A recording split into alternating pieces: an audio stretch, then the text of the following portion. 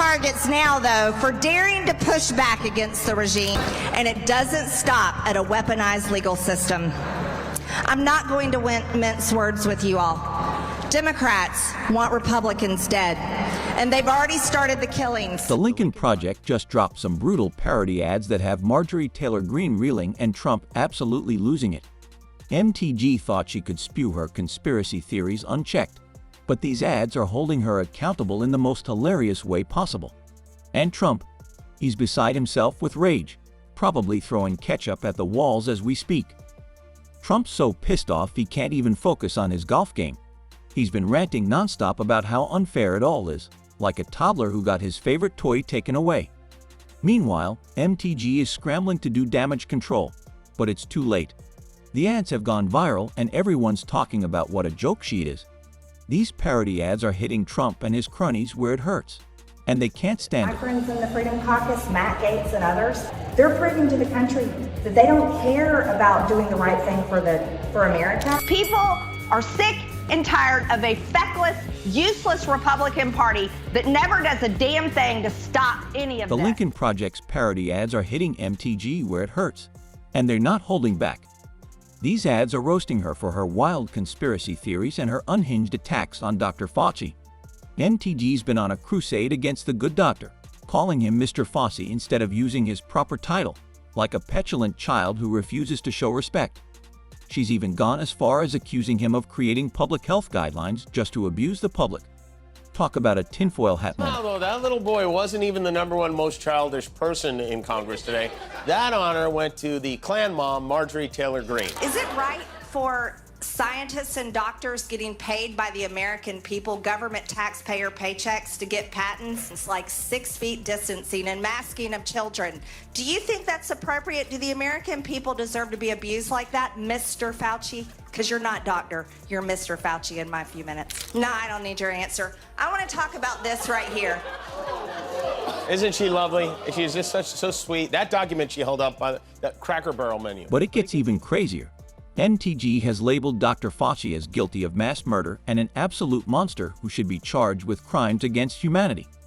The Lincoln Project is having a field day with these outrageous statements, mocking her deep misunderstanding of science and the danger of her inflammatory rhetoric. Dr. Fauci himself has spoken out about the real-world consequences of MTG's attacks, revealing that her words have led to a surge in death threats against him and his family.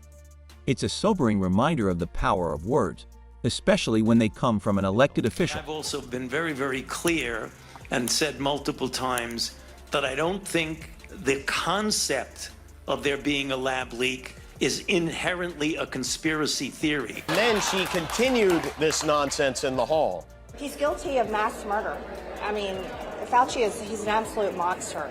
He should have his medical license revoked, and he should be charged and tried for crimes against humanity. By who? The Gazpacho police? I mean, people voted for this woman. Thousands of people voted for this ham in a can come to life. Conspiracy is the kind of distortions of that particular subject, like it was a lab leak and I was parachuted into the CIA like Jason Bourne. The parody ads also shine a light on how MTG's behavior is undermining the entire scientific community. By dismissing expertise and qualifications, she's stoking fear and anger among the public and eroding trust in the very people who are working to keep us safe. It's a dangerous game she's playing, and the Lincoln Project is calling her out on it. Republicans continually have their head up their ass and can't figure out how to actually use the power that the people gave us. Ready, fight! Even comedian Jimmy Kimmel is getting in on the action with his commentary featured in the ads. He sarcastically questions who voted for MTG and highlights her extreme measures, serving to mock and discredit her credibility. It's a 1-2 punch of humor and truth that's leaving MTG reeling. Dolls are an extinct group of humans that lived until about 40,000 years ago. This is what they look like. This was taken at the exact moment they found out they had herpes and skeletons, and found that Neanderthals had an ancient form of herpes. Either that or the night watchman at the museum has some serious explaining to do. But the Neanderthal on the right, the female, looks familiar to me, right? I mean, yes, that's right. But while MTG is licking her wounds, Trump is absolutely losing his mind over these ads. Word on the street is he's been ranting and raving, throwing a tantrum like a toddler who got his favorite toy taken away. The question on everyone's mind is just how will Trump respond to this public humiliation? Will he lash out on social media, or will he try to distance himself from MTG's antics? One thing's for sure, the Lincoln Project has struck a nerve, and they're not backing down anytime soon. If Republicans don't get their act together and actually do something about this. Congresswoman Marjorie Taylor Greene and Lauren Boebert. It was caught on camera. You can see them chatting there, and it led to a lot of questions. There was reporting that the word, and pardon my language here, or the phrase, little bitch. Well, one day we are going to row ourselves right off of that cliff. Trump's explosive reaction to the Lincoln Project's parody ads is classic Trump. All fury and no substance. He's been fuming on Fox News, whining about how unfair it all is and how tough his family has it. Poor Melania, always humiliated by her husband's antics.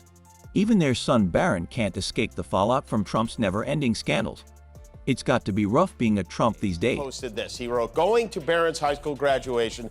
Great student, wonderful boy, very exciting, DJT. Could go to his son Barron's high school graduation. Remember the one he was screaming about, saying the judge wouldn't let him go to his son's graduation? Well, he was allowed to go to his son's graduation. Fell asleep there, too. He sat down, closed his eyes. He said, I don't wake me when they get to the letter T.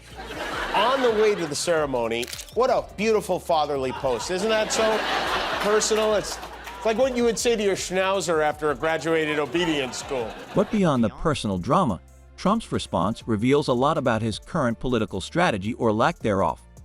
He's flailing, lashing out at anyone who dares to criticize him while offering no real solutions or vision for the future. Instead of addressing the substance of the ads, he's resorting to his usual playbook of electioneering and distraction. Trump's also hinting at potential unrest if he faces any real consequences, claiming the public wouldn't stand for it. It's a thinly veiled threat, a classic strawman tactic to intimidate his opponents and rile up his base. But will it work this time around? With his legal troubles mounting and his popularity waning, Trump's starting to look like a desperate man grasping at straws. Speaking of desperate, Trump's sudden embrace of TikTok is a real head-scratcher. This is the same guy who wanted to ban the platform not too long ago, but now he's all about those dance challenges and lip-sync videos. Kimmel was quick to point out the irony, noting that Trump doesn't even follow his own son on the app. Ouch, talk about family drama. Fiberace, by the way, is on TikTok now, which is interesting because when he's president, he tried to ban TikTok. Now he's on it. Today, Trump said it is an honor to be on TikTok, which he knows anyone with a phone can be on TikTok. It's not an honor. Probably not. By the way, we took a look at Trump's TikTok. No one, not even his own son, who is following him. He's not following his son back. And that made me curious. It's clear that Trump is feeling the heat from all sides, and he's not handling it well. His reaction to the Lincoln Project's ads is just the latest example of a man who's losing his grip on power and relevance. But while Trump may be down, he's not out yet. He still has a loyal base of supporters who will follow him to the ends of the earth, no matter how low he sinks. If you were president, would you declassify, you can answer yes or no to these, would you declassify the 9/11 files? Yeah. Would you declassify JFK files? Yeah. Would you I did a lot of it. classify the Epstein files? Yeah. I mean, not all of them. I mean, not. If I mention, no, I won't. But So, what does this all mean for the future of American politics? Can satire and parody really make a difference in swaying public opinion? The Lincoln Project certainly thinks so, and they've got a track record to prove it. From their devastating takedowns of Trump to their recent skewering of MTG, these ads have a way of cutting through the noise and exposing the ugly truth behind the carefully crafted facades of our political leaders. Share your thoughts in the comment section below. Stay tuned for our next update. Thanks for watching the video, and we'll catch you next time.